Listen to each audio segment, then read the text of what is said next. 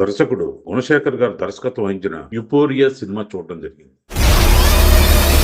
నేను ఊహించిన దానికన్నా చాలా భిన్నంగా కొత్తగా ఉంది ఈ సినిమా. ఎంతైనా మంచి మంచి సినిమాలు తీసిన దర్శకుడు ఈ మధ్యకాలం ఎందుకో ఫెయిల్ అవుతున్నాడు. ఖచ్చితంగా ఈయన ఇటువంటి టైటిల్ తో వస్తున్నాడు కనుక ఏదో కొత్తదనం ఉంటుంది అనుకున్నాను. కానీ నా అంచనాలను మాత్రం ఏమాత్రం నిరాశపరచకుండా అతని దర్శకత్వ ప్రతిభ కనిపించింది. POCSO Act read with section 5G. So do you support POCSO Act coverage చూపిస్తామంటున్నారు పోలీస్ కమిషనర్ జయదేవ్ నాయక్. ఏందన్న గిట్ల జరిగింది? పాక్సో అంటే పెద్ద పరిశానే అన్న.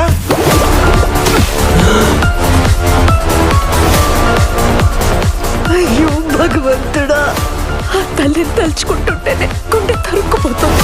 ఎంతైనా మంచి దర్శకుడు ఎప్పుడైనా సరే తన ప్రతిభ పాఠవాళ్ళు ప్రూవ్ చేసుకుంటాడు అనడానికి ఉదాహరణ యుపోరియా సినిమా. తను నటుగా జన్మనిచ్చిన భూమిక చావ్లాకి మళ్ళీ పునర్జన్మ కూడా ఆయన ఇచ్చాడేమో అనిపించింది. చాలా మంచి పాత్ర ఈ మధ్యకాలంలో భూమిక గారికి లభించడం అన్నది మాత్రం మెచ్చుకోదగ్గ విషయం. అన్నిటికన్నా మంచి విషయం ఏంటంటే సారా గారికి కూడా మంచి పాత్ర లభించింది. వీళ్ళిద్దరే ఈ సినిమాలో హైలైట్ అని చెప్పవచ్చు. ఒక చూడాలని ఉంది, ఒక్కడు, రుద్రమదేవి ఇటువంటి సినిమాలు దర్శకత్వం వహించిన గుణశేఖర్ గారి ప్రతిభ ఏమాత్రం తగ్గలేదనడానికి మరొక ఉదాహరణ యుపోరియా సినిమా. అమ్మా నాన్నలు మనతో పాటే కళల్ని కూడా కనేస్తుంటారు. ఆ ఇన్ఫ్లుయెన్స్ తోనే ఏమో నాకు చిన్నప్పటి నుంచే ఒక ఆమ్రపాలిలానో స్మితా సబర్వాల్ లానో యంగ్ సివిల్ సర్వెంట్ అయిపోవాలని ఉండేది. ఆబ్వియస్లీ ఇప్పుడు ఆ పనిలోనే ఉన్నాను. ఏదో పార్టీ అంటారు రమ్మంటోంది. సివిల్స్ కి ప్రిపేర్ అవడం అంటే సొసైటీని స్టడీ చేయడం కూడా. వెళ్ళు తల్లి, నాన్ ఆల్కహాలిక్ పార్టీనే కదా.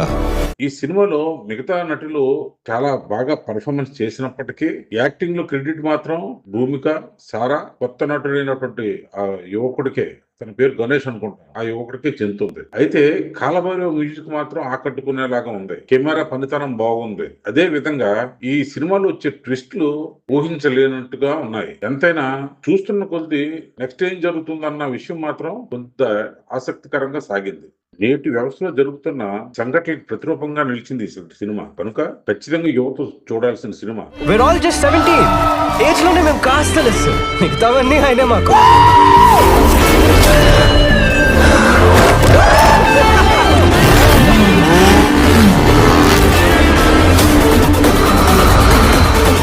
కుటుంబం కూడా చూడొచ్చు.